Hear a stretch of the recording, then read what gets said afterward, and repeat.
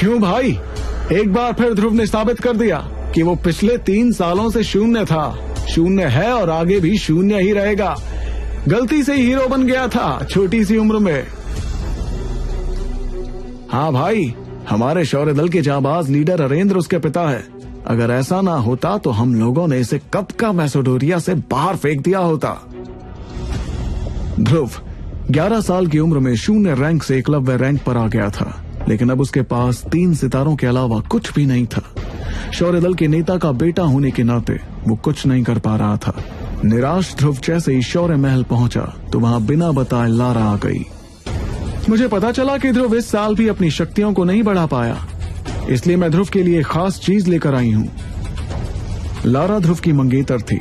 सालों पहले दोनों परिवारों के बीच ये रिश्ता तय हो चुका था। लारा के इशारे पर एक बॉक्स को खोला गया जिसमें हरे रंग की शरबत से भरी हुई बोतलें थीं। लारा, मैं कभी भी अपनी शक्तियों को इस तरह से नहीं बढ़ाऊंगा। तुमने ये सोच भी कैसे लिया? ध्रुव का गुस्सा 7वें आसमान पर था, जिसे देखकर लारा ने मौके पर चौका मारा। सालों पहले ध्रुव और मेरा रिश्ता जो तय किया गया था, मैं उसे आज तोड़ना चाहती हूँ, क्योंकि आज मेरी शक्तियां कहां से कहां पहुंच चुकी हैं, जबकि ध्रुव पिछले 3 सालों से वहीं पर अटका हुआ है। और वैसे भी मैं बहुत जल्द अंबर दल की लीडर बनने वाली हूँ। तो ये बात है, तुम्हें परिवार की कोई फिक्र नहीं।